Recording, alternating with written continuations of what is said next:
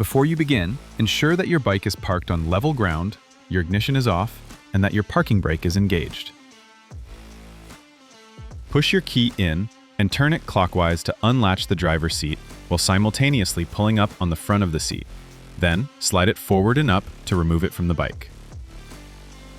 On the left-hand side of the bike, squeeze the release tab, shown here, to remove the service panel. Use a push pin removal tool to take out the 2 push pins located here.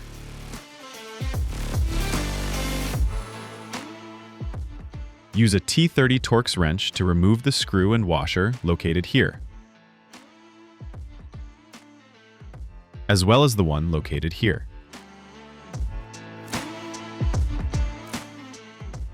Then, carefully pull out to remove the smaller body panel.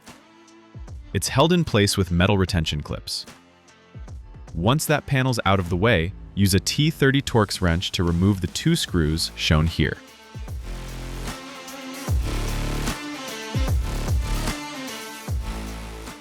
You can now pull out to carefully remove the entire left side body panel.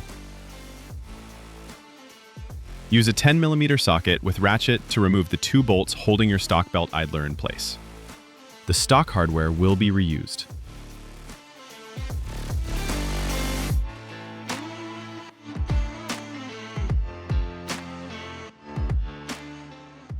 Position the new belt tensioner in the same orientation as the factory unit, and secure it into place using the original hardware, finger tight for now. Before snugging down your hardware, it's important to make sure that your new belt tensioner is properly aligned. It should run parallel to the belt, and the roller should be centered over the belt. Once aligned, tighten down your hardware to the manufacturer recommended torque spec, making sure that the tensioner stays aligned while tightening.